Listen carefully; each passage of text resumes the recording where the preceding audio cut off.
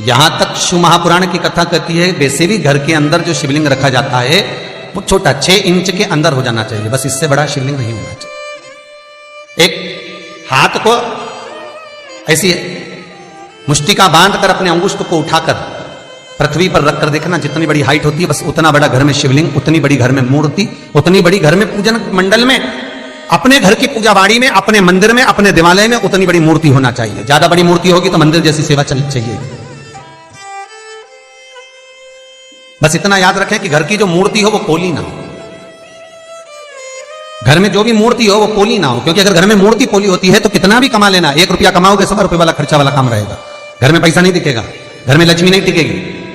घर को पोला कर रखेगी। दिखने को तो बहुत रहेगा कि खूब बड़ा परिवार है, खूब सारी फैक्ट्रियां चल रही है, गाड़ी है, बंगला है, सब कुछ है, और घर में देखा जाए तो कुछ है नहीं,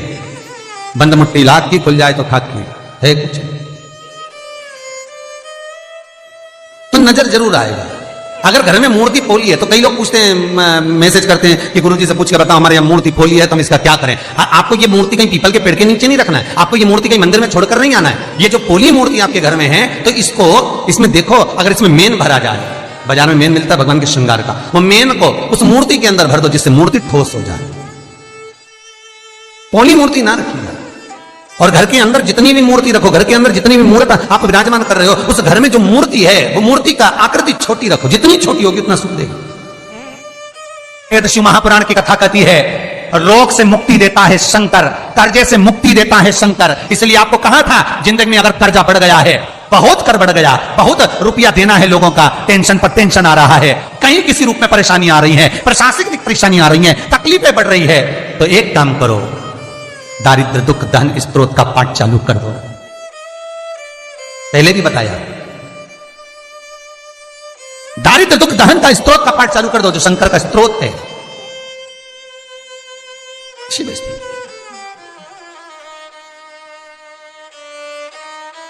और शंकर का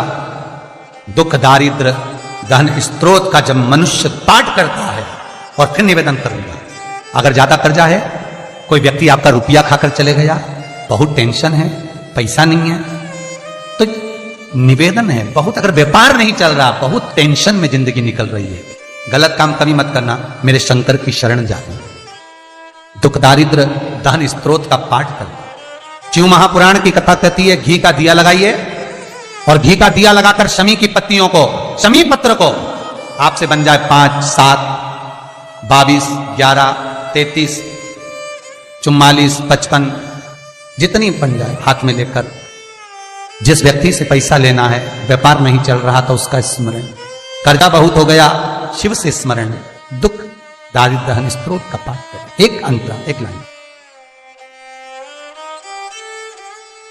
विश्वेश्वराय नरकार्णवतारणाय कर्णामृताय शशिशेखराय धारणाय कर्पूरी कांति धवलाय जटाधराय दारिद्र्य दुख दहनाय नमः शिवाय। दारिद्र्य दुख दहनाय नमः शिवाय। दुख दारिद्र दहन स्त्रोत का पाठ कर कर शंकर पर शमी पत्र समर्पित, छोटा सा पाठ, नेट पे निकालोगे निकल जाएगा, किताब भी बाजार में मिल जाएगी। किसी के पास जाकर मत रो, किसी के पास जाकर कहोगे कि मुझे रुपया उधार दे दे, कर्जा चुकाना है, टेंशन चल रहा है, व्यापार में, कोई साथ नहीं देगा। धन होता है तो दुनिया तुम्हारी है, धन नहीं तो कोई तुम्हारा है, कोई साथ नहीं। तब मेरे शंकर की शरण जाना, उससे निवेदन करना, दुख दारिद्र दहन स्त्रोत का पाठ करना, शमी की पत्ती शिव को समर्पित कर। पूरी दुनिया में जितने शिव के मंदिर हैं, सारे मंदिरों में अगर आप फल चढ़ाओगे, प्रसाद चढ़ाओगे शिवलिंग को, यदि वो टच हो गया तो वो प्रसाद सांसारिक मनुष्य नहीं खा सकता, वो प्रसाद संसार का मानव नहीं खा सकता। हां, दूर रखकर भोग लगा दिया तो पाओ, पर शिवलिंग को अगर कोई प्रसाद लग गया है, शंकर के शिवलिंग को अगर कोई प्रसाद टच हो गया है, तो वो प्रसाद का मनुष्य नहीं पा सकता, भाग नहीं ले सकता। वो प्रसाद फिर केवल कोई बैरागी, कोई त्यागी जिसने अपना घर परिवार सब त्याग दिया, घर परिवार को सब छोड़ दिया, वो उस प्रसाद को पा सकता। शिव महापुराण तो यहां तक कहती है, भगवान नाथद्वारे का प्रसाद आप 2-4 दिन रख लो, श्री जी बाबा का प्रसाद रख लो, वेंकटेश बाबा का प्रसाद रख लो, सत्यनारायण भगवान का प्रसाद 2-4 दिन रख लो, तुम्हारी मर्जी पड़े जिस प्रसाद को आप 4-5 दिन रखो। पर शंकर भगवान की पूजन का प्रसाद, शंकर का स्तवन का प्रसाद, भगवान शंकर का प्रसाद पूरी रात नहीं रखा था। जो लोग 16 सोमवार के व्रत करते हैं, संकट सोमवार का व्रत करते हैं, वो जानते हैं कि अगर संकट सोमवार में 16 सोमवार में अगर आपने व्रत करा है, उसका कोई शंकर जी का प्रसाद है, चूरमा है, कोई बना हुआ प्रसाद है, तो वो रात भर नहीं रखा था। क्यों? भगवान का प्रसाद तो रख सकते हो, पर शिव का प्रसाद रात भर नहीं। किस लिए? क्योंकि शंकर का प्रसाद रात जैसे जैसे ढलती है, रात जैसे अपने अपने आनंद पर आती है, रात्रि जब पूर्ण रात्रि में आवे, तब भगवान शंकर के प्रसाद पर प्रेतों का हिस्सा, भूतों का हिस्सा, शंकर भगवान के गणों का हिस्सा उसमें आ जाता है। फिर वो सांसारिक मनुष्य के लिए नहीं रहता, फिर वो संसार वालों के लिए प्रसाद नहीं रहता, वो भगवान नंदी, शंगी, भृंगी, भूत, प्रेत, पलीत, इन सभी के जितने भी वो प्रसाद का भाग उनके पास चले गए। फिर उस प्रसाद का आपके लिए कोई लक्ष्य तत्व नहीं। एक मां नर्मदा ऐसी है, पूरी दुनिया में जितने शिवलिंग है, पूरी दुनिया में जिस पर चढ़ा हुआ प्रसाद आप नहीं पा सकते। बहुत ध्यान देना महाराज, कई कई मंदिरों में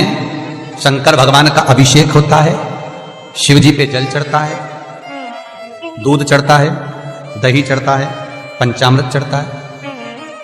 लोग उसको एक बर्तन में झेल लेते हैं, पात्र में, और लोटा भर भर के सावन के महीने में जो निकल के जाए उसको एक लोटा भर भर के दे देते हैं। जो निकल कर जा रहा है उसको भर कर दे रहा है। पर कई कई लोग तो ऐसे होते हैं जो शंकर जी का अभिषेक मंदिर में करते हैं, तो जो पंचामृत निकल कर आता है उसको झेल कर जो अभिषेक करने वाले होते हैं वो भी पी कर जाते। पहले मंदिर के पंडित जी से पूछो एक बार, पुजारी से, पंडित जी ये बताओ ये कौन सा शिवलिंग है? जिस मंदिर में आप अभिषेक करने जा रहे हो, जिस मंदिर में आप पूजन करने जा रहे हो, जिस मंदिर में आप पाठ करने जा रहे हो, जिस मंदिर में आप आराधना करने जा रहे हो, तो पहले पंडित जी से पूछो ये कौन सा शिवलिंग है। यदि ये नर्मदा के जल से निकला हुआ शिवलिंग है तो आप उस पर कुछ भी चढ़ाओ, खूब लोटा लोटा भर के पी जाओ। पर यदि ये नर्मदा के जल से नहीं निकला है, ये हाथ से निर्मित है, कहीं बाजार से खरीद कर लाए और तुमने उसका स्थापना कर दिया है, तो ये हस्त से पाषाण को निर्मित कर कर बनाया गया है, तो फिर वो शिवलिंग तो है, पूजन तो हो रही है, उस पर जो चढ़ेगा वो भाग आप ग्रहण नहीं कर सकते, बिल्कुल नहीं कर सकते। कि आप शंकर को जल भी नहीं चढ़ा सकते, आप शंकर को बेलपत्र भी नहीं चढ़ा सकते, आप शंकर को कोई धतूरा, कोई बेलपत्र, कोई शमी पत्र भी समर्पित नहीं कर सकते। तो शिव महापुराण की कथा कहती है मात्र 4 चावल के दाने, एक मुट्ठी चावल भी नहीं, इतना भी चावल नहीं, केवल मात्र 4 चावल के दाने, और वो भी पूर्ण, खंडित नहीं, टूटे नहीं, 4 चावल के दाने। बस हाथ की हथेली में रख लीजिए, शिव का स्मरण कर लीजिए, अपनी कामना कर लीजिए, और भगवान शंकर को बचपन, जवानी, अधेड़ी और बुढ़ापा ये चारों शिव को समर्पित कर दीजिए। 4 खाने के बाद सरस्वती को स्वर तूने दिया, भगवान विष्णु को लक्ष्मी तुमने दी, गणेश को रिद्धि सिद्धि तुमने दी, चोर को कुबेर तूने बनाया, भगवान कृष्ण के यहां संतान तेरे आशीर्वाद से हुई, राम जी लंका पर चढ़ाई तेरी कृपा से करे, तेरी कृपा बिना न हिले एक भी अणु, लेते हैं श्वास तेरी कृपा से तनु